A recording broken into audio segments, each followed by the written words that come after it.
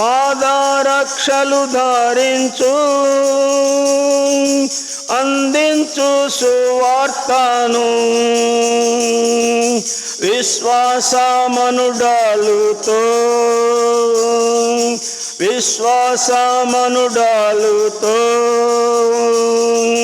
దుష్టుని అగ్ని నార్పు, మేల్కొమ్ము ఓ కావలి, యేసు నీవు దూడవు, పోరాడవాలే నీవే, పోరాడవాలే నీవే, ప్రభు శక్తితో పోవాలెన్, మేల్కొమ్ము చిరత్రాణము ధరించు, కనుపరుచు నీ రక్షణ, చిరత్రాణము ధరించు, కనుపరుచు నీ రక్షణ, ఆత్మ ఖడ్గం తీసుకో, ఆత్మ ఖడ్గం తీసుకో, వాక్యమే ఆ ఖడ్గము, మేల్కొమ్ము ఓ కావలి, యేసు నీ యోధుడవు, పోరాడవాలే నీవే, పోరాడవాలే నీవే, పోవాలన్, మేల్కొమ్ము ఓ కావలి, ప్రార్థించు మెల్లప్పుడు, శ్రేష్ఠాయుధమాదియే, ప్రార్థించు మెల్లప్పుడు, శ్రేష్ఠాయుధమాదియే, గురి అన్నాడు తప్పవు, గురి అన్నాడు తప్పవు, మెళకువగా నుండినా, మేల్కొమ్ము ఓ కావలి, యేసు నీ యోధుడవు, పోరాడవాలే నీవే, పోరాడవాలే నీవే, ప్రభు శక్తితో పోవాలెన్, మేల్కొమ్ము ఓ కావలి.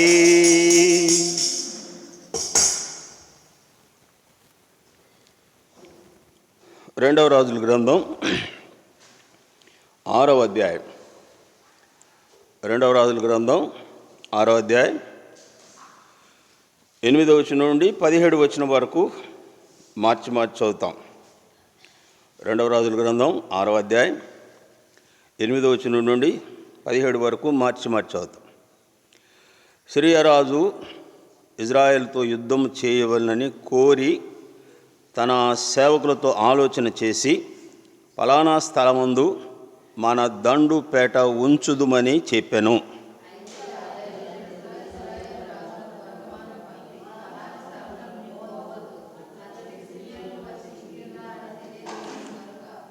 ఇజ్రాయెల్ రాజు దావీదును తనకు తెలిపిన హెచ్చరిక చేసి స్థలమునకు పంపి సంగతి తెలుసుకొని తన వారిని రక్షించుకొనెను. ఇలాగూ మాటి మాటికి జరుగుచూ వచ్చినందున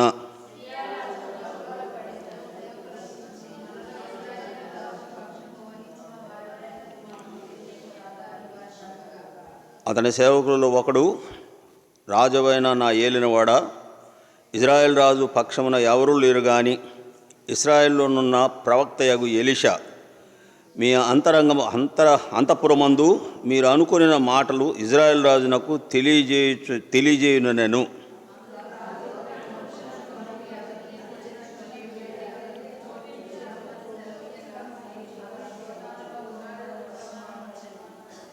కాబట్టి రాజు అతడికి గుర్రములను రథములను గొప్ప సైన్యమును పంపెను. వారు రాత్రివేళ వచ్చి నలుదిశలను పట్టణమును చుట్టుకొనగా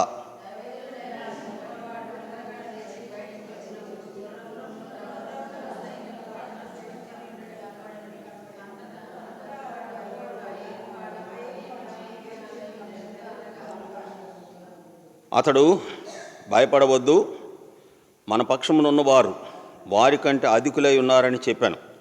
యెహోవా వీడు చూచినట్లు దయచేసి వీడి కళ్ళు తెరువమని ఎలీషా ప్రార్థన చేయగా, యెహోవా పనివాడు కళ్ళు తెరిచిన గనుక వాడు ఎలీషా చుట్టూ పర్వతము చుట్టూ అగ్ని రథం చేత నిండిబడి ఉండటం చూచెను.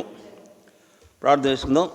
పరలోకమందున్న మా తండ్రి, పరిశుద్ధుడైన దేవా, ఘనమైన మీ గొప్ప నామమునకు స్తోత్రం చెల్లిస్తుంటున్నాం. ఈ రాత్రి ఆల్ నైట్ ప్రేయర్ 2వ సెక్షన్లో మీరు మాకు అనుగ్రహించిన లేఖన భాగం కొరకాయ మీ స్తోత్రాలు. మళ్ళీ నన్ను జ్ఞాపకం చేస్తున్నాను తండ్రి. మరుగుపరచుము, అవసరమైన మీ మాటలు అనుగ్రహించము. సమస్త వ్యర్థను మీరు నాలుగు దూరపరుస్తున్నామని మనం చేస్తుంటున్నాం. దాన్ని మేము ప్రార్థించవలసిన విధానం ఈ లేఖన ముందు బయలుపరిచి ఆ రీతిగా మేము ప్రార్థించినట్లు మీరు సిద్ధపరచవలసిందిగా మనం చేస్తుంటున్నాం.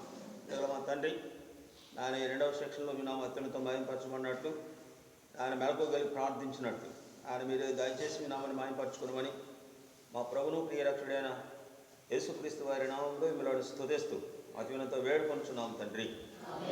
ఆమేన్. చదివిన ఈ వాక్య భాగంలో దేవుని సంబంధులైనటువంటి వారి ఎడల సాతాను చేసేటువంటి పని, తన ప్రజల ఎడల దేవుడు చూపేటువంటి కృపా కాపుదల, వారి పక్షంగా దేవుడు చేసేటువంటి అద్భుతమైన ఆశ్చర్యమైన కార్యాలు, రక్షణ కార్యాన్ని ఈ వాక్య భాగంలో చూస్తాం. ఇక్కడ సిరియా రాజు సాతానుకు సూచనగా చూస్తాం. ఇజ్రాయెల్ ప్రజలు దేవుని సంబంధులుగా చూస్తాం. ఎలీషా దేవునికి సూచనగా చూస్తాం.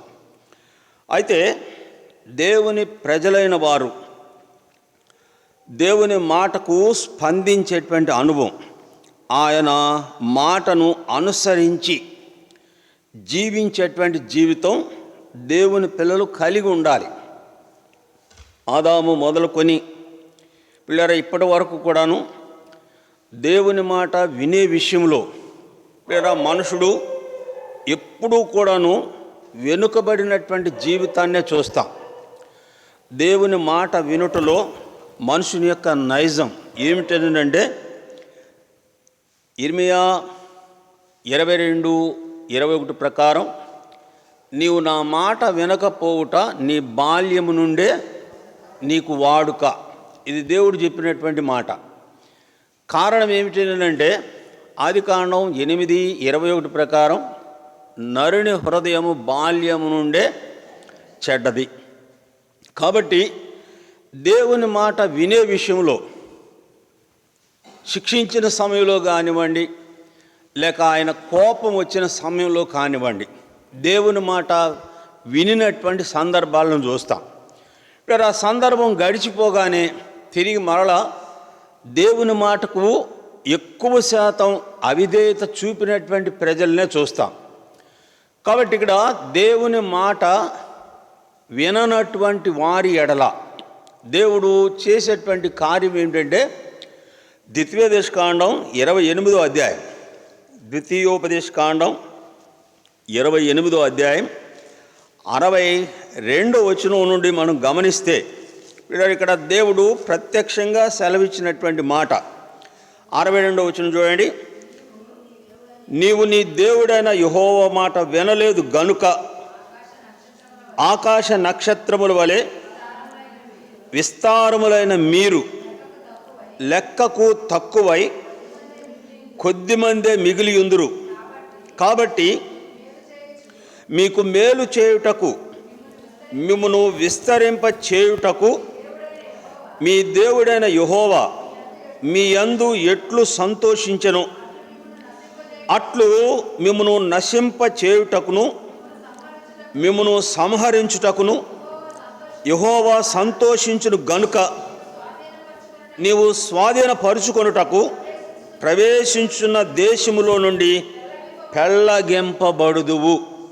ఇక్కడ ఇజ్రాయెల్ ప్రజలకు క్షేమకరమైనటువంటి స్థితి కలుగు చేసే సమయంలో దేవుడు ఏ రీతిగా సంతోషిస్తాడో, నశింపజేసే విషయంలో కూడాను ఆ రీతిగానే సంతోషిస్తున్నట్లుగా చూస్తాం. కాబట్టి నీ దేవుడు నీకు అనుగ్రహించేటువంటి దేశంలో నుండి నీవు పెళ్ళగింపబడదువు. దీనికి మూలం ఏమిటంటే, నీ దేవుడైన యెహోవా మాట నువ్వు వినలేదు గనుక అని రాయబడి ఉంది. కాబట్టి వీళ్ళరా, దేవుని మాట వినడం అనేది మనుషుని జీవితంలో శ్రేష్టమైనటువంటి అనుభవాన్ని చూస్తాం. మొదటి సమూయేలు గ్రంథం 15వ అధ్యాయం 23వ వచనంలో సమూయేలు చెప్పినటువంటి మాట ఏమిటంటే, బలులు అర్పించుట కంటే, అందుకు సమూయేలు తాను సెలవిచ్చిన ఆజ్ఞను ఒకడు గైకొనుట వలన యెహోవా సంతోషించినట్లు ఒకడు దహన బలులను అర్పించుట ద్వారా ఆయన సంతోషించిన.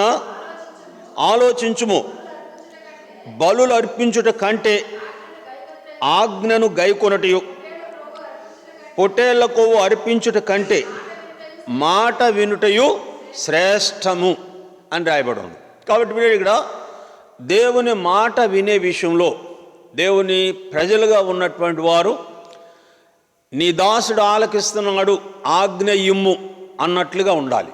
అంటే నువ్వు చెప్పడమే ఆలస్యం, దాన్ని చేయడానికి నేను సిద్ధంగా ఉన్నాను అనేటట్లుగా ఉండాలి.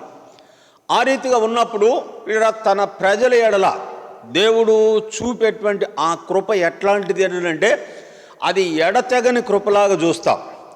ఆయన ప్రేమ ఎట్లాంటిదంటే అపరిమితమైనటువంటి ప్రేమగా చూస్తాం. యేసు ప్రేమించిన శిష్యుడు అని ఎందుకు వ్రాయబడింది?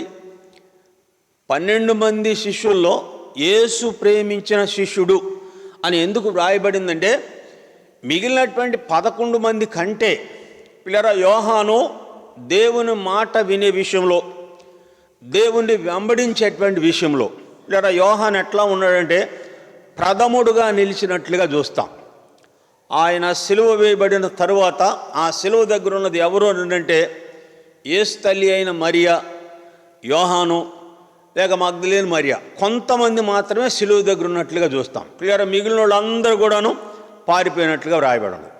కనుక పిల్లరా, దేవుని మాట వినుటలో మనుషుడు ప్రధానుడుగా నిలిచున్నప్పుడు దేవుడు తన కార్యాలను జరిగిస్తున్నట్లుగా చూస్తాం. ఈ చదివినటువంటి వాక్య భాగంలో ఇక్కడ సిరియా రాజు సాతానుకు సూచనగా చూస్తాం. ఇక్కడ మొదటిగా వ్రాయబడిన మాట 8వ వచనంలో, సిరియా రాజు ఇశ్రాయేలుతో యుద్ధము చేయవలనని కోరి అనే మాట చూస్తాం. ఇజ్రాయెల్ రాజుతో యుద్ధము చేయాలని కోరిక సిరియా రాజు కలిగి ఉన్నట్లుగా చూస్తాం. ఇప్పుడు ఒక సిరియా రాజు సాతానుకు సూచనగా ఎందుకు అనుకున్నామంటే, లూకాసు వార్త 22వ అధ్యాయం 31వ వచనంలో ప్రభువైన యేసుక్రీస్తు వారు, సీమోను సీమోను, సాతాను మిమ్మును గోధుమల వల్లే జల్లించవలనని కోరుకొనెను అని చెప్పాడు ప్రభు. ఇక్కడ సాతాను మిమ్మును గోధుమల వల్లే జల్లించవలనని కోరుకొనెను.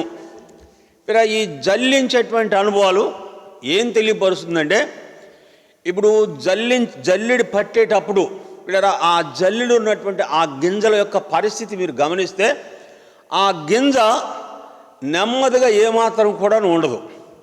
అది మిషన్ తిరిగేంత వరకు పిల్లలు ఈ గింజ ఎట్లా ఉంటుందని అంటే, అది ఏమాత్రం కూడాను స్థిరంగా ఉండదు, కింద మెల్లగా ఉండదు. అంటే ఇదంతా ఏం తెలియపరుస్తుందంటే, బాధ, శ్రమ, కలవరము, లేక ఆ గింజకు కలిగేటువంటి ఇబ్బందులు పిల్లలు వీటన్నిటిని కూడాను తెలియపరుస్తూ ఉన్నట్లుగా చూస్తాం.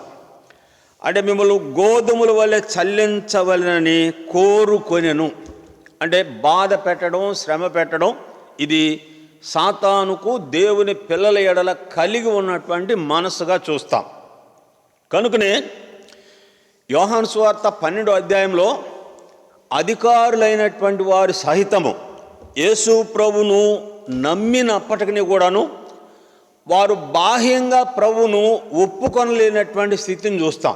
42వ వచనంలో రాయడం మాట ఏంటంటే, అధికారులు సహితం కూడాను వారు దేవుని మెప్పు కంటే ప్రజల మెప్పునే ఎక్కువ కోరిరి అని రాయబడి ఉన్నది.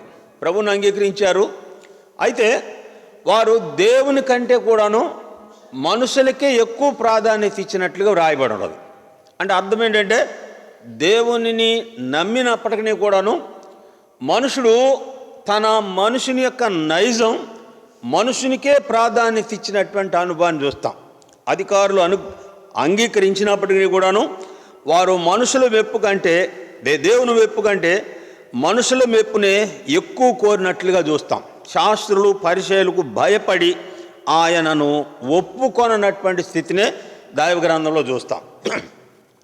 మీరు యోహాను సువార్త 9వ అధ్యాయంలో పుట్టుగుడ్డు వాని యొక్క తల్లిదండ్రుల యొక్క జీవితాన్ని మీరు గమనిస్తే యేసుప్రభు తన కుమారుడు కళ్ళు తెరిపించాడని వాళ్ళకు తెలుసు. అయినప్పటికీ కూడాను పుట్టుగుడ్డువాడుగా చెప్పబడుతున్న నీ కుమారుడు వీడేనా అనేటప్పటికీ వీడు మా కుమారుడు అని తెలుసు, వీడి కళ్ళు ఎట్లా తెరవబడినా మాకు తెలియదు, వాడు వయసు వచ్చినవాడు కాబట్టి వాడిని అడగండి, వాడి సంగతి వాడే చెప్పుకుంటాడు అన్నారు. కారణం ఏంటంటే పరిచయులు వారిని వెలివేస్తారని భయపడి ఆరు ప్రభువును ఒప్పుకొనలేదు అని రాయబడ్డాడు. కాబట్టి ఇక్కడ ప్రభువును వెంబడించేటువంటి విషయంలో లేక ప్రభువును అంగీకరించేటువంటి విషయంలో మనుషులు సాతాను సంబంధమైనటువంటి అనుభవాలు కలిగి సాతాను ఎట్లాగైతే గోధుమల వల్ల జల్లించవలని కోరి మనుషులను శ్రమ పెడతాడో ఆ శ్రమకు భయపడినటువంటి వారు ప్రభువును విడిచి వెళ్ళిపోయినటువంటి వారు చాలామందిని చూస్తాం. యోహాను సువార్త 6వ అధ్యాయం 66వ వచనం మీరు గమనిస్తే 70 మంది శిష్యుల్లో పిల్లరా ఆఖరకు మిగిలింది ఎంతమంది అని అంటే 12 మంది మాత్రమే మిగిలారు. సాతాను జల్లించినటువంటి ఆ జల్లెడులో పిల్లరా అందరూ కూడాను ఎగిరిపోయినట్లుగా వ్రాయబడి ఉన్నది. అప్పటి నుండి అనేకులు ఆయనను వెంబడించలేదు అని రాయబడి ఉన్నది. 6వ అధ్యాయం 66వ వచనంలో 666 సంఖ్య సాతానుదని చెప్పబడింది. కాబట్టి పిల్లలు ఇక్కడ సాతాను మిమ్మలను గోధుమల వల్లే జల్లించవలని కోరుకొనెను అనే మాట చూస్తాం. ఇక్కడ సిరియా రాజు కూడాను ఇజ్రాయేలుతో యుద్ధము చేయాలని అతడు కోరిక కలిగి ఉన్నట్లుగా వ్రాయబడి ఉన్నది. అంటే ఇక్కడ సాతాను పని ఏమిటంటే యోబు గ్రంథం 1వ అధ్యాయం 7వ వచనంలో దేవుడు సాతాను అడిగాడు, నువ్వు ఎక్కడి నుండి వచ్చావు అనేటప్పటికి నేను భూమి మీద ఇటు అటు తిరుగుచుంటిని అని చెప్పాడు. పేతురు రాసిన మొదటి పత్రిక 5వ అధ్యాయం 8వ వచనంలో వ్రాయబడిన ప్రకారం ఎవరిని మిరుంగుదుమా అని గర్జించు సింహంలాగా సాతాను లోకంలో సంచారం చేస్తున్నట్లుగా వ్రాయబడి ఉన్నది. కాబట్టి మొదటిదిగా సిరియా రాజు ఇశ్రాయేల్ రాజుతో యుద్ధం చేయాలని ఎట్లా కోరాడో ఆ రీతిగానే సాతాను కూడాను దేవుని పిల్లలను గోధుమల్లాగా జల్లించాలని కోరిక కలిగి ఉన్నట్లుగా చూస్తాం. అయితే ఇక్కడ దేవుని పిల్లలు ఎట్లా ఉండాలి అంటే సాతానుకు చిక్కకుండా సాతానుకు దొరకకుండా వారు ఉండాలి అని అంటే వారు ఎవరి యందు నిలిచి ఉండాలంటే దేవుని యందు నిలిచి ఉండాలి. అందుకే ప్రభు అన్నాడు, మీ నమ్మిక తప్పిపోకున్నట్లు నేను మీ కొరకు వేడుకొంటిని. అంటే ప్రభు ఎవరి కొరకు వేడుకుంటాడంటే ఆయనను నమ్మిన వారిని, ఆయన యందు విశ్వాసం ఉంచిన వారిని ఎప్పుడూ కూడాను ఆ దేవుని నుండి వెళ్ళిపోకుండా లేక వెనుదిరగకుండా ఆయన ప్రార్థన చేస్తూ ఉన్నట్లుగా చూస్తాం. రోమపత్రిక 8వ అధ్యాయం 28వ వచనంలో ఆయన 27వ వచనంలో ఆయన పరిశుద్ధ అందరి కొరకు ప్రార్థన చేస్తున్నట్లుగా వ్రాయబడ్డారు. కాబట్టి ఇక్కడ మొదటిగా సాతానుకు దొరకకుండా దేవుని యందు నిలిచి ఉండేటట్లు విశ్వాసము నుండి తొలగిపోకుండా ఉండేటట్లుగా దేవుని పిల్లలు దేవుని వైపు నిలిచి ఉండాలి. రెండవది ఇక్కడ మనం గమనిస్తాం, ఇక్కడ 9వ వచనం చూడండి. అయితే ఆ దైవజనుడు ఇశ్రాయేల్ రాజులకు వర్తమానం పంపి పలానా స్థలమునకు నీవు పోవద్దు, అచ్చటికి సిరియనులు వచ్చి దిగి ఉన్నారని తెలియజేశాను గనుక. ఇప్పుడు ఇక్కడ రెండవదిగా దేవుడు తన ప్రజలకు తెలియజేసేటువంటి సంగతులు ఏమిటంటే వారు అపాయంలో పడకుండా లేక వారి జీవితాలు కష్టంలో పడకుండా క్షేమకరముగా ఉండేటట్లు ఆయన తన ప్రజలకు వర్తమానం తెలియచేస్తున్నట్లుగా వ్రాయబడింది.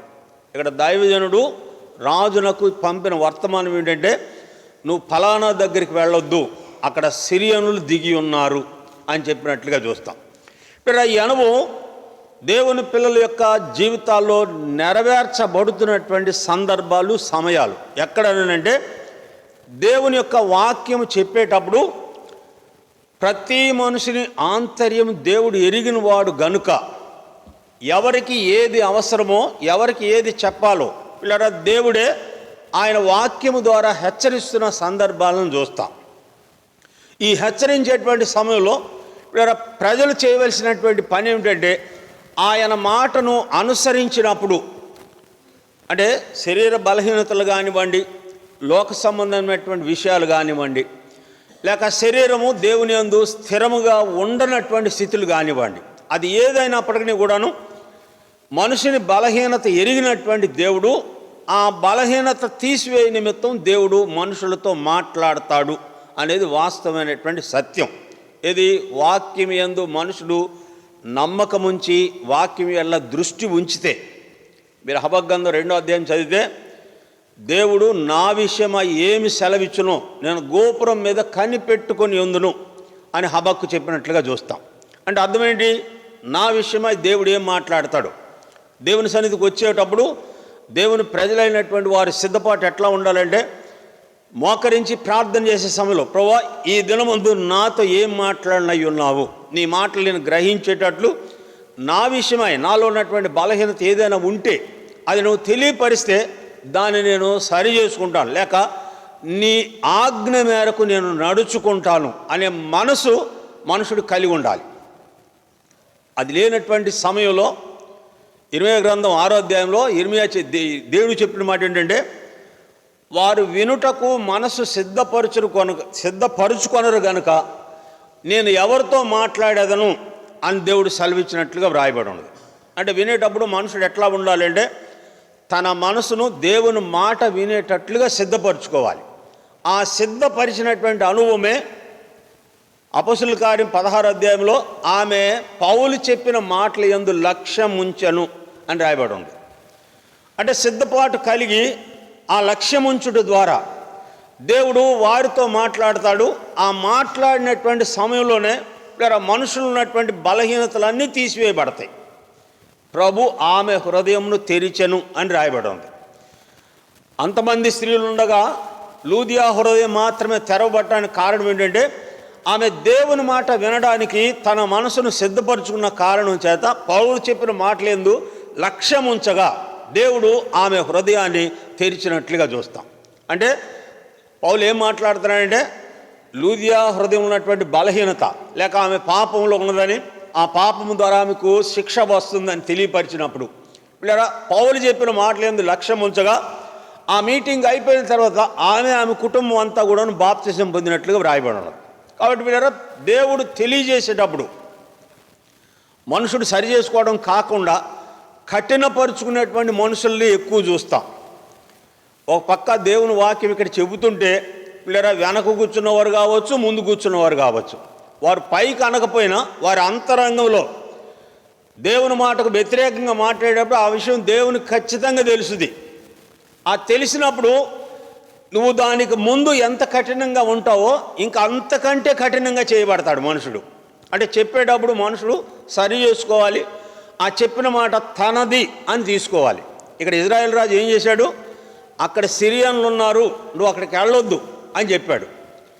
ఆ అనుభవం ఏం తెలియపరుస్తుందంటే, దేవుడు వాక్యము ద్వారా మనకి ఏది అవసరమో, మనం ఎక్కడ ఉండాలో, ఏ రీతిగా నడుచుకుంటే మనం క్షేమంగా ఉంటాము అనేది దేవుడు తన మాట ద్వారా తెలియపరుస్తాడు. కీర్తన 38 ప్రకారం నువ్వు నడవలసిన మార్గాలను బోధిస్తాడు, నీ మీద దృష్టి ఉంచుతాడు, నీకు ఆలోచన చెబుతాడు. ఆ చెప్పినప్పుడు దేవుని మాట వినాలి. దేవుని మాట వినకుండా ఇలా మూర్ఖించి వెళితే ఆ మనుషుడు ఎంత నష్టపోతాడో, నష్టపోయేటువంటి సందర్భం మనుషుల కంటికి కట్టినట్టు కనబడుతున్నప్పటికీ కూడాను హృదయ కాఠిన్యం ద్వారా ఆ కనబడేది కూడాను, ఆ నష్టము కూడాను మనుషుడు గుర్తించడు. చూడండి, ద్వితీయోపదేశకాండం 1వ అధ్యాయం ద్వితీయోపదేశకాండం 1వ అధ్యాయం.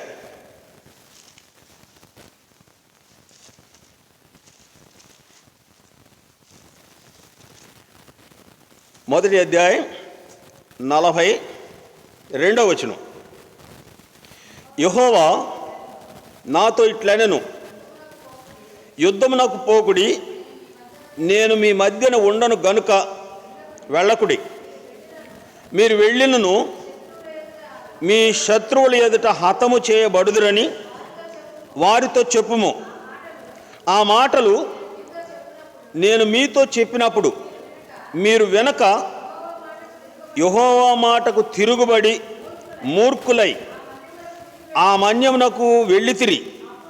అప్పుడు ఆ మన్యములో నివసించు ఆమోరీయులు మీకెదురుగా బయలుదేరి వచ్చి కందిరీగల వలె మిమ్మల్ని తరిమి హోర్మా వరకు శేయీరులో మిమ్మల్ని హతము చేసిరి. తరువాత మీరు తిరిగి వచ్చి యెహోవా సన్నిధిని ఏడవగా యెహోవా మీ మొరను లక్ష్య పెట్టలేదు, మీ మాటను వినలేదు. యుద్ధానికి వెళ్ళవద్దు, నేను మీ మధ్యన ఉండను కాబట్టి మీకు క్షేమం ఉండదు అని దేవుడు ముందుగా తెలియపరిస్తే వీరు మూర్ఖించి అనే మాట చూస్తాం. ఇక్కడ రాయబడిన మాట ఏంటంటే వారు దేవుని మాట వినకుండా మూర్ఖించి వెళ్ళిన కారణం చేత వారు హతమైపోయినట్లుగా రాయబడినారు. వారు తిరిగి వచ్చి మరలా ఆ విషయం దేవుని సన్నిధిలో మొరపెట్టినా కానీ ఆయన వారి మాట లక్ష్య పెట్టలేదు, వారి ప్రార్థన వినలేదు అని రాయబడినారు. అందుకే మొదటి సమూయేలు గ్రంథం 2వ అధ్యాయం 30వ వచనం ఆఖరిలో రాయబడిన మాట, నన్ను గణపరచు వారిని నేను గణపరిచిన, నన్ను తృణీకరించువారు తృణీకారమొందుదురు అని రాయబడింది. కాబట్టి వీరు ఇక్కడ దేవుడు తన ప్రజలైనటువంటి వారి యొక్క యోగక్షేమాన్ని కోరినటువంటి వాడై వారికి తెలియజేసేటువంటి మాటల యందు వారు నిలిచి ఉన్నప్పుడు దేవుని ద్వారా వారు మేలు పొందుతున్నట్లుగా వ్రాయబడినది. మీరు గమనిస్తే ఆదికాండం 16వ అధ్యాయంలో హాగరు పారిపోతున్నటువంటి సమయంలో దేవుని దూత నీటి బొగ్గ యొద్ద ఆమెను కనుగొని, హాగరు నువ్వు ఎక్కడి నుంచి వచ్చావు, ఎక్కడికి వెళుతున్నావు అని అడిగినప్పుడు ఇలా హాగరు తన యొక్క స్థితి అంతా తెలియపరచగా దూత చెప్పిన మాట ఏంటంటే, నువ్వు గర్భవతి అయి ఉన్నావు, నువ్వు తిరిగి వెళ్ళి నీ యజమానుల దగ్గరికి వెళ్ళు, నీకు పుట్టేటువంటి బిడ్డను కూడా నేను ఆశీర్వదిస్తాను, అతడు గొప్ప జనంగా చేయబడతాడు, నువ్వు వెళ్ళి నీ యజమానురాల చేతి కింద అణిగి మణిగి ఉండుము అని చెప్పగా ఇలా వచ్చినటువంటి హాగరే దూత మాట విని తిరిగి మరలా శారా దగ్గరికి వెళ్ళినప్పుడు ఆమె జీవితం సుఖంగా ఉన్నట్లుగా వ్రాయబడదు. కాబట్టి వీళ్ళు ఇక్కడ దేవుడు చెప్పే మాట ఏంటంటే, నువ్వు చెప్పినప్పుడు నీలో ఉన్నటువంటి బలహీనత వాక్యము ద్వారా మాట్లాడుతూ ఉంటుండగా నువ్వు సరి చేసుకుంటే నువ్వు క్షేమంగా ఉంటావు, సుఖంగా ఉంటావు. లేదు ఇజ్రాయేల్ ప్రజలాగా మూర్ఖించి వెళితే వీళ్ళు ఇక్కడ హతము చేయబడినటువంటి అనుభవాన్ని ఈ చదివినటువంటి వాక్య భాగంలో చూస్తాం. వారు తిరిగి వచ్చి మరలా దేవుని సన్నిధిలో మొరపెట్టి ఏడ్చినప్పటికీ కూడాను పిల్లల దేవుడు వారిని లక్ష్య పెట్టలేదు, వారి మొర ఆలకించలేదు అని రాయబడదు.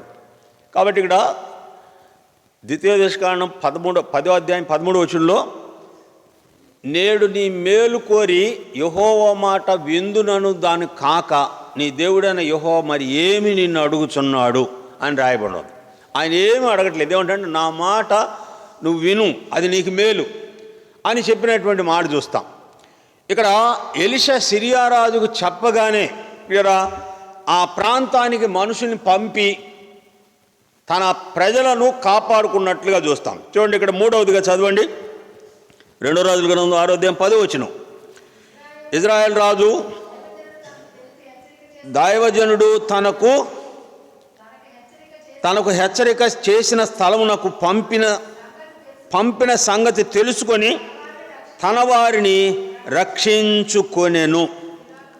ఇక్కడ దైవజనుడు చెప్పినటువంటి మాట ప్రకారం అతడు మనుషులను పంపి ఆ హెచ్చరికను నిజమా కాదని గ్రహించి తన ప్రజలను రక్షించుకున్నట్లుగా చూస్తాం.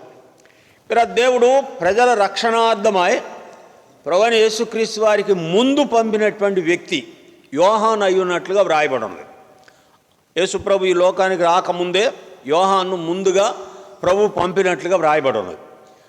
యోహాను వచ్చినటువంటి సమయంలో లేదా యోహాను చేసినటువంటి పని ఏంటంటే యోహాను సువార్తలో వ్రాయబడిన మాట చూడండి. యోహాను సువార్త క్షమించండి, లూకా సువార్త 3వ అధ్యాయం 18వ వచనం. లూకా సువార్త 3వ అధ్యాయం 18వ వచనం.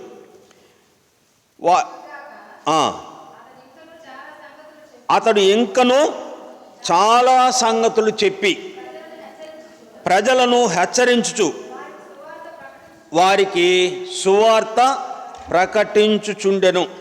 ఇక్కడ రాయబడిన మాట చాలా సంగతులు చెప్పి. ఇక్కడ 3వ అధ్యాయం 18లో ఇదియుగాక అతడు ఇంకను చాలా సంగతులు చెప్పి ప్రజలను హెచ్చరించుచు సువార్తను ప్రకటించెను. ఏమిటి ఆయన సువార్త ప్రకటించిందంటే 15వ వచనం.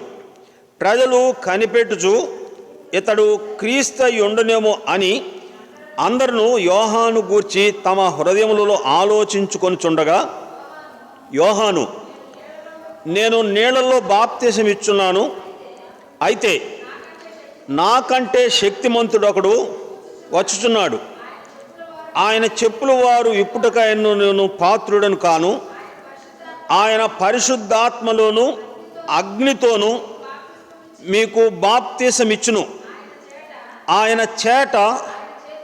ఆయన చేతిలో ఉన్నది, ఆయన తన కళ్ళమును బాగుగా శుభ్రం చేసి తన కొట్టులో గోధుమలను కోసి ఆరని అగ్నితో పొట్టును కాల్చివేయును.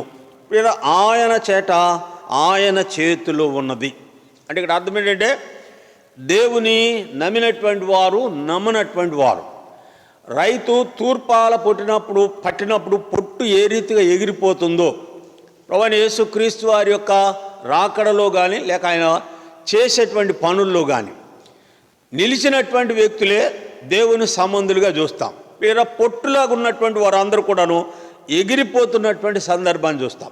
ఈ విషయమై యోహాను తన ప్రజలకు తెలియజేసినటువంటి హెచ్చరించి ఏమని హెచ్చరించాడు? 7వ వచనం నుండి చూడండి. అతడు తన చేత బాప్తిసం పొందవచ్చిన జనుములను చూచి, సర్పసంతానమా, రాబో ఉగ్రతను తప్పించుకున్నటకు మీకు బుద్ధి చెప్పిన వాడెవడు? మారు మనసునకు తగిన ఫలములను ఫలించుడి. అబ్రహాము మాకు తండ్రి అని మీరు అనుకోనవద్దు. దేవుడు ఈ రాళ్ల వలన అబ్రహామునకు పిల్లలు పుట్టింప గలడని మీతో చెప్పుచున్నాను. ఇక్కడ చెప్పబడిన మాట ఏంటంటే మారు మనసునకు తగిన ఫలములు ఫలించుడి. మార్పు చెందిన తర్వాత, మార్పు చెందకముందు ఉన్నటువంటి ప్రవర్తన, మార్పు చెందిన తర్వాత ఉన్నటువంటి ప్రవర్తన. ఇక్కడ ఎందుకు హెచ్చరిస్తున్నాడు? మారు మనసుకు తగిన ఫలములు ఫలించుడు అంటే మార్పు చెందానని చెప్పుకుంటూ లేదా పాత అలవాట్లు పాత క్రియలే చేసేటువంటి ప్రజలను చూస్తాం. మనుషుని జీవితమే అబద్ధ జీవితం. ఈ జీవితం అనిత్యమైనది, అబద్ధమైన జీవితం. ఈ అబద్ధమైన జీవితం చూస్తే నేను జన్మలో అబద్ధమాడను అంటే మనుషుడు ఎక్కడున్నాడు అంటే అబద్ధంలోనే జీవిస్తున్నాడు, అబద్ధమే మాట్లాడతాడు. మార్పు చెందిన తర్వాత ఉన్నటువంటి మాట, యథార్థమైనటువంటి మాట మనుషుడు ఒప్పుకోవాలి. అయితే మనుషుడు యథార్థమైనటువంటి స్థితి కాక లేదా మారు మనసుకు తగినటువంటి ప్రవర్తన మనుషుని దగ్గర లేని కారణం చేత ఇక్కడ హెచ్చరిస్తున్నాడు. మారు మనసునకు తగిన ఫలములను ఫలించుడి. ఈ మారు మనసునకు తగిన ఫలములు ఎలా ఉంటవి? మార్పు అనేది వచ్చినప్పుడు మనుషుడు ఏం చేయాలో ఆ తర్వాత ఇక్కడ ఆయన దగ్గరకు వచ్చినటువంటి ప్రజలకు వెల్లడిపరిచిన మాటలో చూస్తాం. చూడండి, ఇక్కడ 10వ వచనం చూడండి. అందుకు జనులు, అలాగైతే మేమేమి చేయవలనని అడుగగా అతడు, 2 అంగీలు గలవాడు ఏమి లేని వారికి ఇయ్యవలెననియు, ఆహారము గలవాడు అలాగే చేయవలనని చెప్పాను. ఇక్కడ మారు మనసునకు తగిన ఫలములు మేమేం చెయ్యాలి, ఎట్లాగా మారు మనసు ఎట్లా చెయ్యాలి అని అన్నప్పుడు ఇక్కడ యోహాను తెలియపరిచే మాటలో ఉన్న మాట ఏంటంటే నిన్ను వలె నీ పొరుగువాన్ని ప్రేమించుము. అంటే నీకు ఏదైతే కలిగి ఉన్నదో అది నీ పొరుగువానికి ఇవ్వాలి. ఆహారం గలవ నీకు 2 అంగీలు ఉంటే వాళ్ళు లేని వాడికి ఇవ్వాలి, నీకు కలిగినటువంటి ఆహారాన్నే ఎదుటివాడికి పెట్టాలి. అంటే 2వ ఆజ్ఞలో రాయబడిన అంటే నిన్ను వలె నీ పొరుగువాన్ని ప్రేమించుము. ఇక్కడ రెండవదిగా చెప్పిన మాట 12వ వచనం, సుంకరులను బాప్తిసం పొందవచ్చి బోధకుడా మేమేం చేయవలనని అతను అడుగుగా అతడు మీకు నిర్ణయించబడిన దానికంటే ఎక్కువగా తీసుకొనవద్దు. ఎవరిళ్ళంటే సుంకరులు అంటే పన్ను వసూలు చేసేవారు. ఇక్కడ పన్ను వసూలు చేసేవారితో ఇక్కడ యోహాను చెప్పే మాట ఏంటంటే మార్పు చెందిన తర్వాత. అంటే పన్ను వసూలు చేసేవాడు లోకంలో ఎట్లా జీవిస్తాడో చూస్తాం. ఎక్కువ పన్ను వేసినప్పుడు కొంత డబ్బు ఇస్తే తక్కువ చేస్తాడు, లేక అతడు లంచం తీసుకునేటువంటి అనుభవాన్ని చూస్తాం. ఇక్కడ మార్పు చెందిన తర్వాత మేమేం చేయాలని అంటే నీకు నిర్ణయించబడిన జీతం మీద ఆధారపడాలి. లోకంలో వాళ్ళు గమనిస్తే వీళ్ళరా ఈ తీసుకునే విషయంలో అంటే సర్వేలు చేయనివ్వండి, లేక పొలం లెక్కలేనివ్వండి, లేక పన్ను వేయనివ్వండి, ఈ చేసే దగ్గర అంతా కూడాను మనుషులు ఏం తీసుకుంటారంటే వారు జీతం తీసుకుంటున్నప్పటికీ కూడాను వీళ్ళ ప్రజల దగ్గర ఎక్కువగా వసూలు చేసే వారిని చూస్తాం. ఇక్కడ యోహాను చెప్పే మాటలో మీకు నిర్ణయించబడిన దానికంటే ఎక్కువ తీసుకోనవద్దు అంటే అర్థం ఏంటంటే నీ జీతం మీద ఆధారపడాలి. ఎందుకంటే లంచము మనుషునికి గ్రుడ్డితనము కలుగజేస్తుంది అని రాయబడి ఉంది.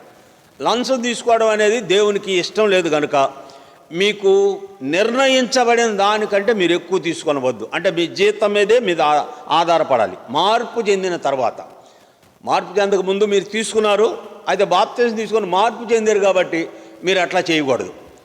తర్వాత ఇక్కడ మూడవదిగా సైనికులతో చెప్పిన మాట 14వ వచనం, సైనికులు మేమేమి చేయవలనని అతన్ని అడిగిరి. అందుకు అతడు ఎవరిని బాధ పెట్టకయు ఎవడి మీద అపనింద వేయకయు మీ జీతములతో మీరు తృప్తి పొంది ఉండుడని వారితో చెప్పాను. ఇక్కడ హెచ్చరించినటువంటి అనుభవం. ఇక్కడ మూడవదిగా ఎలీషా తెలియజేసిన మాట ఏంటంటే తన వారిని రక్షించుకొనెను.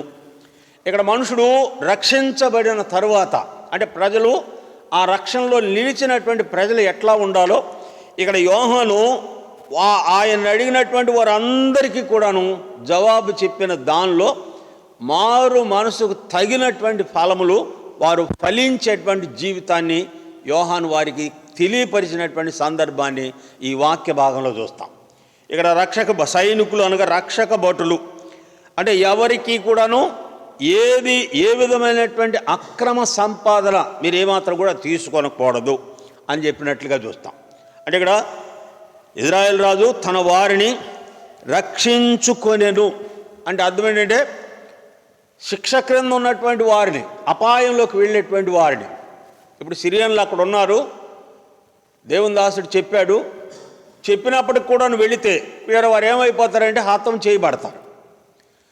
దేవుని మాటలను బట్టి వారు తన వారిని రక్షించుకొనెను అంటే ఇక్కడ యోహాను చెప్పినటువంటి మాటల్లో ప్రజల యొక్క రక్షణ కార్యాన్ని యోహాను మాటల్లో చూస్తాం. కాబట్టి ఇక్కడ మూడవదిగా తన వారిని రక్షించుకొనెను. 4వది ఇక్కడ రాయబడినట మాటి మాటికి ఇలాగు జరుగుచుండగా. ఇక్కడ 10వ వచనంలోనే మాటి మాటికి ఇలాగు జరుగుచుండగా. 11వ వచనం చూడండి, సిరియా రాజు కల్లోలపడి తన సేవకులను పిలిచి మనలో ఇజ్రాయెల్ రాజు పక్షముగా వహించిన వారు ఎవరైనది మాకు తెలియకూడదా. అంటే ఇక్కడ సాతాను యొక్క కల్లోలం అంటే ఎంత ఇబ్బంది పడతాడు, ఏం చేస్తాడు అంటే సాతాను ఎట్లా కలవరపడతాడు. ఇక్కడ ఎవరో దేవుని పక్షంగా దేవు, సిరియా రాజు పక్షంగా దేవు, ఇజ్రాయెల్ రాజు పక్షంగా ఉన్నారు, సమాచారం అంతా ఆయనకి తెలియపరుస్తున్నారు. అంటే ఇక్కడ కల్లోల పడి చూడండి, యోహాను సువార్త 12వ అధ్యాయం 19వ వచనంలో ఈ మాట చదువుతాం. యోహాను సువార్త 12వ అధ్యాయం 19వ వచనం.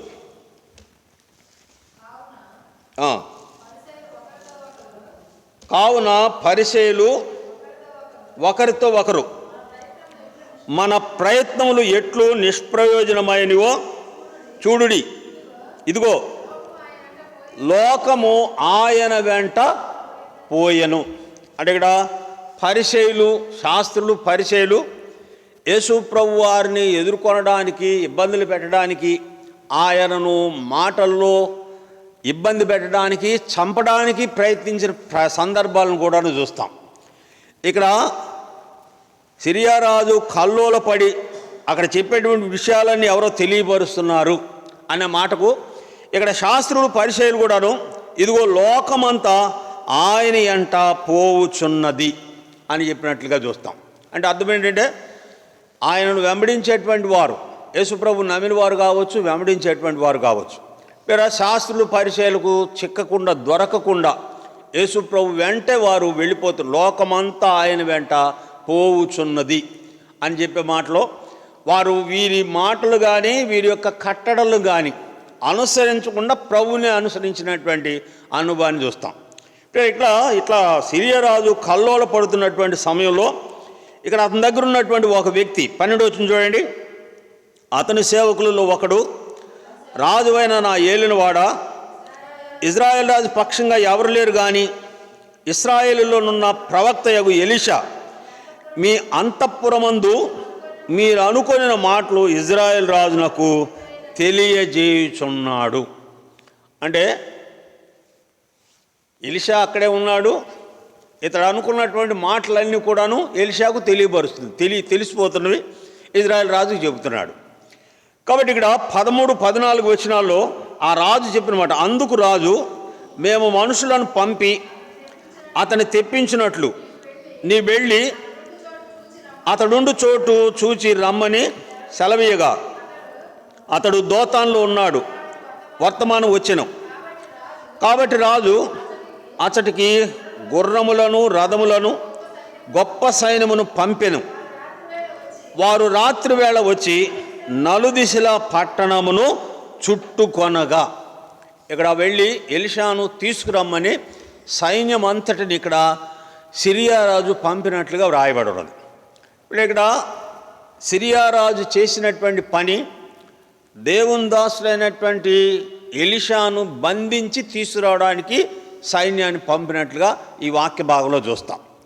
అంటే అర్థం ఏంటంటే అతడు ఆయన దగ్గర ఉంటే ఇంకా అతని యొక్క స్థితిగతులన్నీ ఇంకా బాగుపడతవి అనే ఆలోచన సిరియా రాజు కలిగి ఉన్నట్లుగా చూస్తాం. ఆ తర్వాత ఇక్కడ 5వదిగా మనం గమనించినప్పుడు 15 వచనం చూడండి. దైవజనుడైన అతని పనివాడు పెందల కాడ లేచి బయటకు వచ్చినప్పుడు గుర్రములను రథములను గల సైన్యమును పట్టణమును చుట్టుకొని ఉండుట కనబడెను.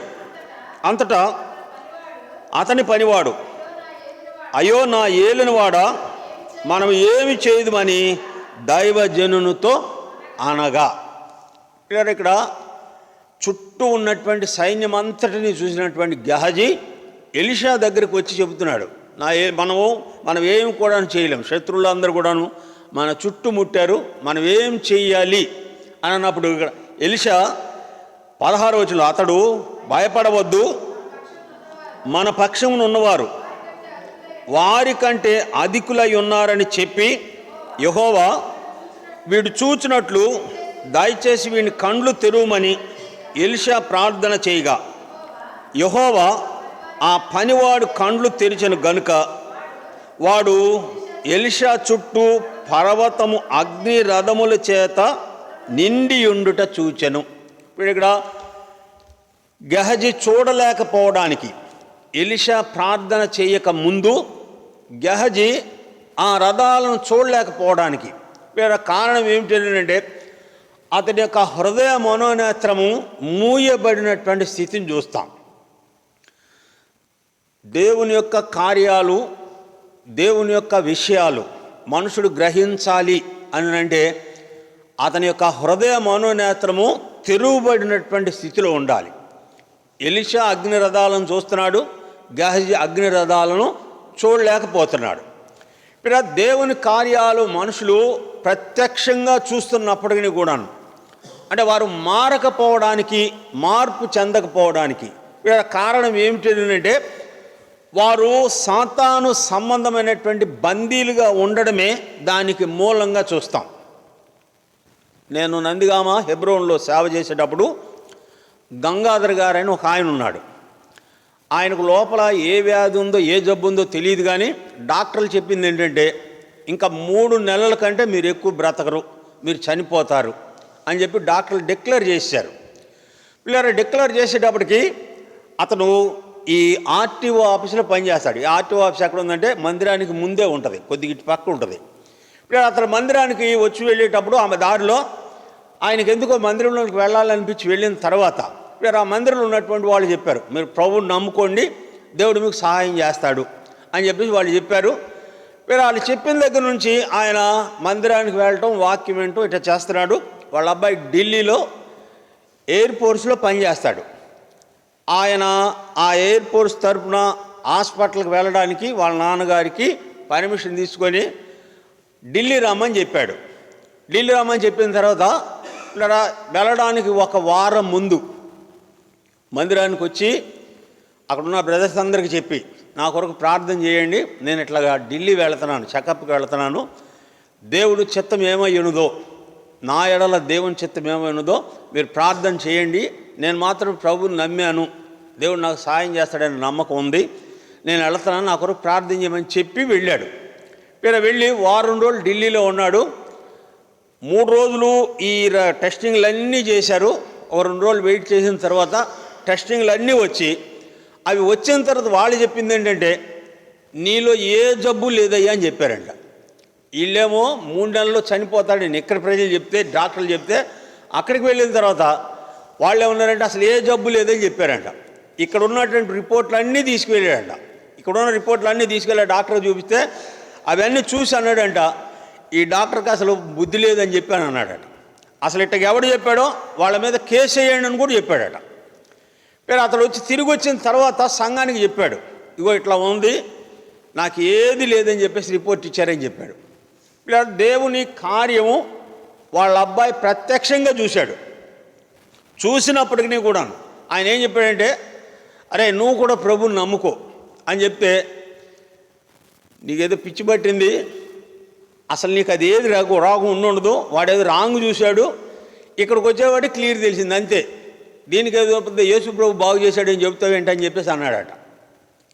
అంటే బాగుపడినోడికి తెలుసు, బాగుపడిన సంగతి ఎదుటాడు చూసినప్పటికీ కూడా ఇప్పుడు ఇది కాదు అని అంటున్నాడంటే అర్థం ఏంటంటే, వాడి హృదయ మనోనేత్రం ఇప్పుడు ఏమిటి, నా ఏలిన వాడ మనం ఏమి చేతుము అని అర్థం ఏంటంటే, దేవుని కార్యాలు మనుషులు చూడలేనటువంటి స్థితి.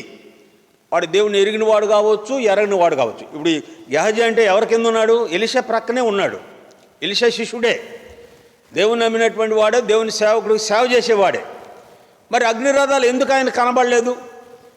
అగ్నిరథాలు ఎందుకు కనబడలేదంటే, అతని హృదయ ఆంతరంగంలో దేవుని కూర్చున్నటువంటి ఆ పరిపూర్ణత లేనటువంటి సమయంలో ప్రజలు సాతాను క్రియలను, సాతాను సంబంధమైన కార్యాలనే మనుషులు చేస్తారు. పేరుకు మాత్రం దేవుళ్ళలోనే ఉంటాడు. బయట మనుషుల గురించి చెప్పబడేటువంటి మాటలు ఎట్లా ఉంటాయి అంటే, అసలు వీడు దేవుణ్ణి ఎరిగినోడా, దేవుణ్ణి ఎరగనోడా అనే ప్రశ్నలే బయట సంచారం చేసేటువంటి ప్రజలను చూస్తాం. కాబట్టి మీరు ఇక్కడ అతడు చెప్పినటువంటి మాట ఇప్పటికీ కూడా అతడు క్షేమంగానే ఉన్నాడు. రీసెంట్గా ఒక 6-7 నెలల క్రితం మీటింగ్ జరుగుతున్నాయి. అప్పుడు నేను గట్టు భీమవరంలో పనిచేస్తున్నాం, గట్టు భీమవరం బేతల్లో పనిచేస్తున్నాం. మీటింగ్స్కి వెళ్ళాం. ఒకరోజు వెళ్ళాము, 2వ రోజు వెళ్ళకుండా మానేసాం. రెండో రోజు ఈయన భార్య వాష్రూమ్కి వెళ్ళి, మీటింగ్ జరుగుతుంది, వాష్రూమ్కి వెళ్ళింది. ఆ వెళ్ళింది అట్లాగే పడిపోయింది, లోపల గడేసి ఉంది. 4 గంటలు అయిపోయింది, ఆమె బయటికి రావట్లేదు. ఎక్కడికి వెళ్ళింది అని పక్కళ్ళు అడిగితే వాష్రూమ్కి వెళ్తానందని చెప్పారు. వాష్రూమ్కి వెళ్ళి చూస్తే ఆ పైకెక్కి చూసేపటికి అట్లాగే కింద పడిపోయి ఉందట. ఆమెను తీసుకొచ్చి బయటకు తీసుకొచ్చి హాస్పిటల్లో జాయిన్ చేస్తే సాయంత్రానికి మెళకు వచ్చింది ఆమెకి. ఈ సంఘటన చూసిన తర్వాత ఇంకా ఆయనకు నమ్మకం పెరిగిపోయి వాళ్ళ అబ్బాయికి చెప్పాడంట, అమ్మకి ఇట్లా జరిగిందిరా, ఇట్లా జరిగింది, నువ్వు దేవుణ్ణి నమ్ముకుంటే మేము కూడా సంతోషిస్తామని. అంటే ఈ మాటలు నాకు చెప్పమాకలే అన్నాడంట. కాబట్టి మీరు ఇక్కడ నా ఏలిన కూడా మనం ఏమి చేతుము అన్న మన గెహజీ ఎలీషా ప్రార్థన చేయగానే చుట్టూ అగ్నిరథాలు ఉన్నట్లుగా అతడు చూసినట్లుగా వ్రాయబడి. వాళ్ళకంటే మన పక్షంగా ఉన్నవాళ్ళు బలవంతులుగా ఉన్నటువంటి వారు అని యెహోవా వీడు చూచినట్లు వీడిని కన్నులు తెరువమని ప్రార్థించగా దేవుడు తన మనోనేత్రం వెలిగించేటప్పటికి చుట్టూ ఉన్నటువంటి అగ్నిరథాలను చూసినట్లుగా చూస్తాం. ఆ తర్వాత వ్రాయబడినటువంటి మాట చూడండి. ఇక్కడ రెండో రాజుల గ్రంథం 6వ అధ్యాయం 18వ వచనం. ఆ దండువారు అతన్ని సమీపించినప్పుడు ఎలీషా, ఈ జనులను అంధత్వంతో మొత్తుమని యెహోవాను వేడుకొనగా ఎలీషా చేసిన ప్రార్థన చొప్పున వారిని అంధత్వంతో మొత్తెను. అప్పుడు ఎలీషా, ఇది మార్గము కాదు, ఇది పట్టణము కాదు. మీరు నా వెంట వచ్చిన ఎడల మీరు వెదుకువాని వద్దకు మిమ్మల్ని తీసుకొని పోదును వారితో చెప్పి షోమ్రోను పట్టణమునకు వారిని నడిపించెను. వారు షోమ్రోనుకు వచ్చినప్పుడు అతడు, యెహోవా వీరు చూచినట్లు వీడి కండ్లు తెరువమని ప్రార్థన చేయగా యెహోవా వారి కండ్లు తెరిచెను గనుక వారు తాము షోమ్రోను మధ్యలో ఉన్నట్లు తెలుసుకొనిరి. ఇప్పుడు ఇక్కడ పట్టుకెళ్ళడానికి వచ్చినటువంటి సైన్యాన్ని ఇక్కడ ఎలీషా చేసినటువంటి పని ఏమిటంటే వారిని షోమ్రోన్ మధ్యలోనికి తీసుకువెళ్ళినట్లుగా వ్రాయబడి ఉన్నది. అంటే దేవునికి ప్రార్థన చేయగా వారి కళ్ళను మొత్తగా వారు అందులో కారణం చేత వారిని నడిపించి షోమ్రోన్ పట్టణం మధ్యలోనికి తీసుకువెళ్ళినట్లుగా వ్రాయబడి ఉన్నది. అక్కడికి వెళ్ళిన తర్వాత ప్రార్థన చేసినప్పుడు వాళ్ళు చూడగానే వారు ఎక్కడున్నారని గుర్తించారంటే షోమ్రోన్లో ఉన్నట్లుగా గుర్తించారు. ఇలా గుర్తించినటువంటి వారి యొక్క మనసు ఎట్లా ఉంటుంది? పట్టుకు వెళదామనేటువంటి వచ్చినటువంటి వారే పట్టుబడినటువంటి సందర్భంలో వారి స్థితిగతులు ఎట్లా ఉంటుందంటే మనసంతా కూడా ఆందోళనకరమైనటువంటి స్థితిని చూస్తాం. బ్రతుకుతామా లేదా అనే నమ్మకం కూడా లేనటువంటి ప్రజలను చూస్తాం. అలాంటి సమయంలో ఇజ్రాయెల్ రాజు ఎలీషాతో ఏమన్నాడు? 21వ వచనం. అంతటి ఇజ్రాయెల్ రాజు వారిని పారచూసి, నాయనా వీరిని కొట్టుదునా కొట్టకుందునా అని ఎలీషాను అడుగా అతడు, నీవు వీరిని కొట్టవద్దు, నీ కత్తి చేతను వింటి చేతను నీవు చెరపట్ట వారినైనా కొట్టుదువా? వారికి భోజనం పెట్టించి వారి తిని త్రాగిన తరువాత తమ యజమాని వద్దకు వెళ్ళుదురని చెప్పాను. వారి నిమిత్తము విస్తారమైనటువంటి భోజన పదార్థాలను సిద్ధపరచగా వారు భోజనం చేసిన తర్వాత 23వ వచనం, అతడు వారి కొరకు విస్తారమైన భోజన పదార్థములను సిద్ధపరచగా వారు అన్నపానములు పుచ్చుకొని రాజు సెలవు పొంది తమ యజమాని యొద్దకు పోయి అప్పటి నుండి సిరియనులు దండువారు ఇశ్రాయేల్ దేశమున కూర్చుట మానిపోయెను. ఈ సందర్భంలో ఏ వాక్యం నెరవేర్చబడింది అంటే యేసుప్రభు వారు కొండ మీద చెప్పినటువంటి ప్రసంగంలో మత్తయి సువార్త 5వ అధ్యాయం 48, 49 వచనాల్లో మీరు దేవుని కుమారులైనట్లు మీ శత్రువులను ప్రేమించుడి. ఇక్కడ ఎలీషా తనను తీసుకువెళ్ళడానికి వచ్చినటువంటి శత్రువులను ప్రేమించినటువంటి వాడై వాడిని క్షేమంగా తిరిగి మరలా సిరియా దేశానికి పంపించినట్లుగా చూస్తాం. యేసు ప్రభు చెప్పిన మాట, ఆ మాట చదవండి. మత్తయి సువార్త 5వ అధ్యాయం 23, 43, 44. నీ పొరుగువాడిని ప్రేమించి నీ శత్రువుని ద్వేషించిన మాట మీరు విన్నారు కదా.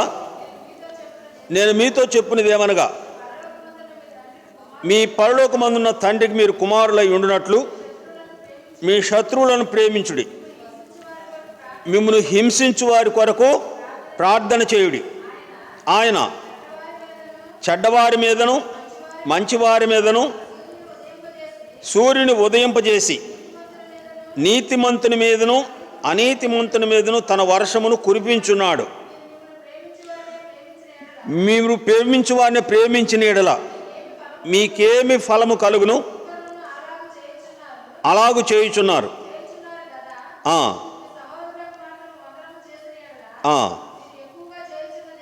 ఏమి అలాగు చేయుచున్నారు. ఈ మాట గమనించండి. మీ పరలోకపు తండ్రి పరిపూర్ణుడు గనుక మీరును పరిపూర్ణులై ఉండెదరు. అంటే ఇప్పుడు ఎలీషా కానివ్వండి, ఇజ్రాయెల్ రాజు కానివ్వండి, ఇజ్రాయెల్ రాజు సైన్యం కానివ్వండి, ఇప్పుడు ఎవరిని అనుసరించారు అని అంటే దేవుని మాటను అనుసరించారు. ఎలీషా చెప్పినట్లుగా వారు చేశారు.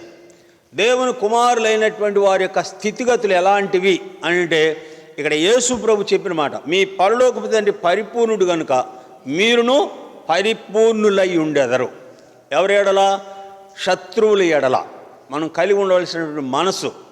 అయితే శరీర సంబంధమైనటువంటి మనసు పిల్లరా క్షమాపణకు ఏమాత్రం కూడా ఒప్పుకోదు.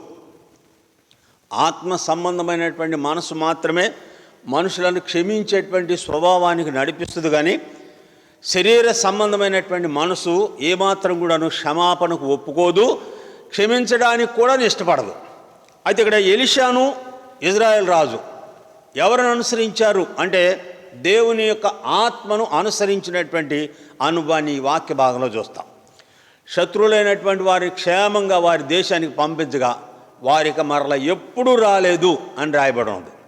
అంటే శత్రువు ఎడల దేవుని సంబంధులైనటువంటి వారు కలిగి ఉండవలసినటువంటి ఆ మనసు కలిగి ఉన్నప్పుడు అలాంటి మనసు వారిలో మరి ఎప్పటికీ రానటువంటి స్థితిని చూస్తాం. ఒకవేళ వచ్చినా సరే దేవుడే దాన్ని చూస్తాడు. సౌలు విషయంలో 3 పర్యాయాలు తన సైన్యం దావీదుతో చెప్పిన మాట మనం వింటాం. నువ్వు ఒక్క మాట చెప్పు, ఒక్క దెబ్బతో సౌలును నాటేస్తాను అని చెప్పిన సందర్భాన్ని చూస్తాం. ఇప్పుడు దావీదు చెప్పిన మాట ఏంటంటే యెహోవానే అతను మొత్తును కానీ మనం ఏమాత్రం కూడా చేయడానికి వీల్లేదు. యెహోవా అభిషేకించబడినటువంటి వాడిని చంపి ఎవడు నిర్దోషిగా ఎంచబడతాడు అని చెప్పి దేవుడే అతను మొత్తాడు. దేవునికి విడిచిపెట్టేశాడు, దేవుడే సౌలు పక్షంగా కార్యం జరిగించాడు. కాబట్టి మీరు ఇక్కడ ఎలీషా యొక్క తీసుకువెళ్ళడానికి వచ్చినటువంటి వారిని ఎలీషా ఎట్లాగా ప్రేమించి తిరిగి క్షేమంగా పంపివేశాడు, అలాంటి మనసు కలిగి ఉన్నప్పుడు దేవుడు తన కార్యాన్ని జరిగిస్తున్నట్లుగా చూస్తాం. కాబట్టి ఇక్కడ మనం ప్రార్థించవలసిన విషయాలు ఏంటంటే హృదయ మనోనేత్రం వెలిగించబడినటువంటి వారు, దేవుని కార్యాలు చూడలేనటువంటి వారు చూసేటట్లుగా. పెసగాకు వస్తువు కూడాను సంవత్సరాల తరబడి విశ్వాసం కలిగి ఉన్నా కానీ దేవుని కార్యాలు చూడకుండా శరీర సంబంధమైనటువంటి అనుభవాలను కలిగి ఉన్నటువంటి ప్రజలు కోకొలలుగా ఉన్నట్లుగా చూస్తాం. అలాంటి వారు గెహజీ యొక్క అనుభవమే వారి జీవితం. అలాంటి స్థితిలో ఉండగా దేవుని దాసుడు ప్రార్థన చేయగా దేవుడు వారి హృదయ మనోనేత్రం వెలిగించినట్లుగా వ్రాయబడం. ఇప్పుడు ఇక్కడ రెండవదిగా గమనించినప్పుడు శిక్ష కిందకు వెళ్ళవలసినటువంటి ప్రజలు రక్షించబడి తిరిగి వారి దేశానికి క్షేమంగా వెళ్ళినట్లుగా చూస్తాం. సిరియా రాజు సైన్యము శిక్షకు గురి చేయబడాల్సినటువంటి సమయంలో వారు క్షేమకరమైనటువంటి స్థితిలో వారి దేశానికి వెళ్ళినట్లుగా చూస్తాం. అంటే శిక్ష క్రింద ఉన్నటువంటి ఆత్మల యొక్క రక్షణార్థమై దేవుని సన్నిధిలో ప్రార్థించాలి. దేవుని సంబంధులైనటువంటి వారు దేవుని కార్యాలు చూసేటట్లుగాను, దేవుని ఎరగనటువంటి వారు దేవుని ఎరిగేటట్లుగాను, అంటే దేవుని యొక్క యోహాను సువార్త ఎట్లా చెప్పాడో ఇలా ప్రార్థనాపూర్వకంగా దేవుని సన్నిధిలో చేసినప్పుడు దేవుడు ఖచ్చితంగా తన కార్యాన్ని జరిగిస్తున్నట్లుగా చూస్తాం. కాబట్టి ఈ 2 విషయాలు దేవునిలో ఉండి కూడాను దేవుని కార్యాలు చూడలేనటువంటి వారు, దేవుని ప్రజలుగా ఉండకుండా సాతాను సంబంధులుగా ఉండేటువంటి వారు దేవుని ప్రజలుగా మారేటట్లు, దేవుని ఎరగనటువంటి వారు దేవుని ఎరిగేటట్లుగా, ఆయనే నిజమైన దేవుడు అని గుర్తెరిగేటట్లుగా దేవుని సన్నిధిలో ప్రార్థిస్తాం. కాబట్టి ఈ 2 విషయాలు దేవుని సన్నిధిలో ప్రార్థిస్తాం. ప్రార్థించండి.